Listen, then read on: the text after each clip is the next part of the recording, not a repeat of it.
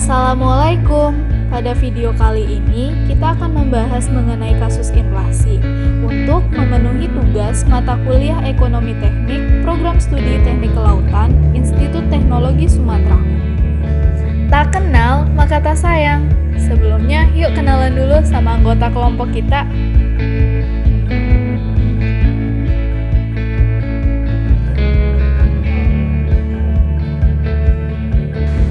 Hai semuanya, nama saya Muhammad Haizam Asyaki. Halo, nama saya John Timothy Simanjuntak.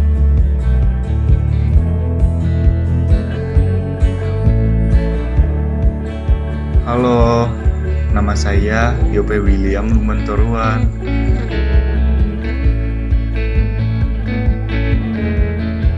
Halo, nama saya Abiasa Salsabila.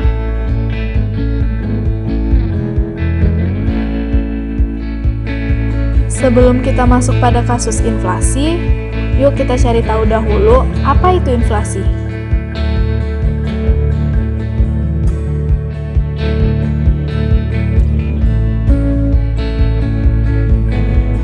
Inflasi adalah proses meningkatnya harga barang dan jasa secara terus-menerus dalam jangka waktu tertentu. Dengan adanya inflasi, harga-harga barang akan naik, sementara pendapatan atau gaji yang mereka terima tidak ikut naik. Dengan kata lain, mengartikan bahwa inflasi bisa menurunkan tingkat kesejahteraan rakyat karena daya belinya yang semakin rendah.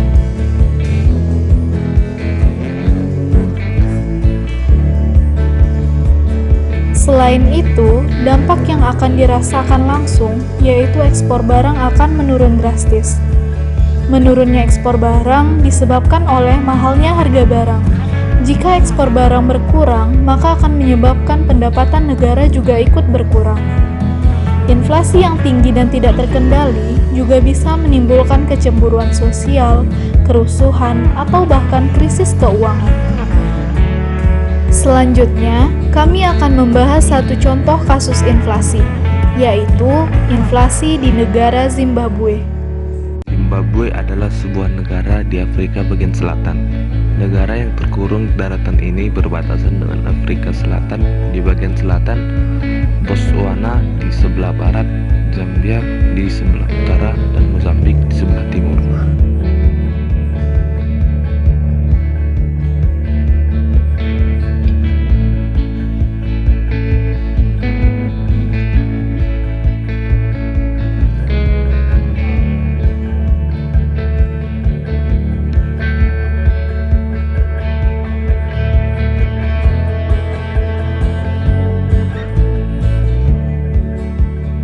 Kristen merupakan agama mayoritas di negara Zimbabwe.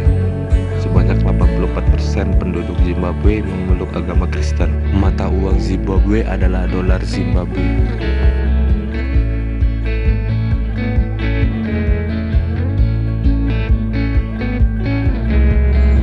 Negara Zimbabwe mengalami hiperinflasi.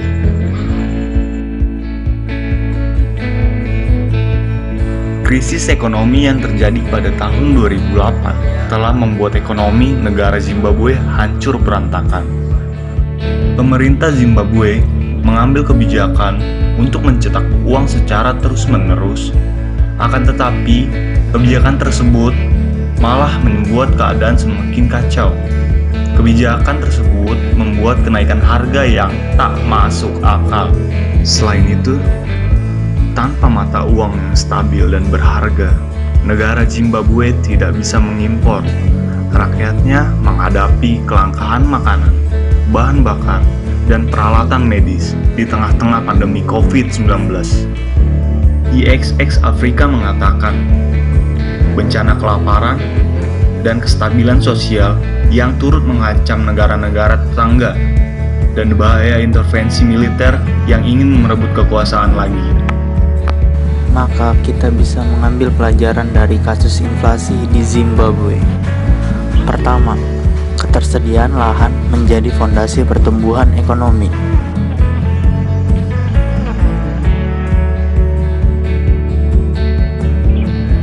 Pada krisis di negara Zimbabwe, itu dipicu oleh perampasan lahan secara legal oleh pemerintah. Ketersediaan lahan saja tentu tak akan cukup, tetapi juga harus disertai dengan kemampuan dan keterampilan yang memadai dalam mengelolanya, sehingga dapat menghasilkan sesuatu yang bernilai dan memberikan manfaat. Oleh karenanya, lahan harus dikelola oleh orang-orang yang tepat. Kedua, negara membutuhkan sosok pemimpin yang visioner.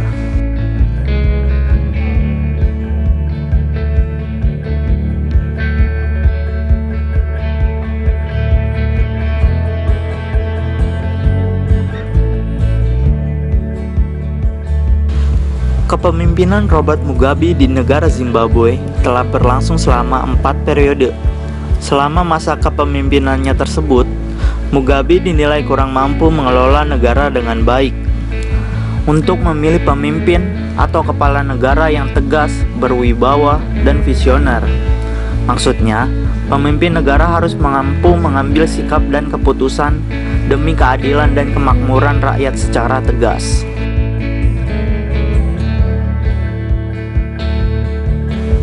Terakhir, hormati kehendak rakyat. Yang terjadi di negara Zimbabwe adalah rakyat susah sekali bersuara. Banyak kekecewaan rakyat kepada pemerintah yang tidak dapat disampaikan.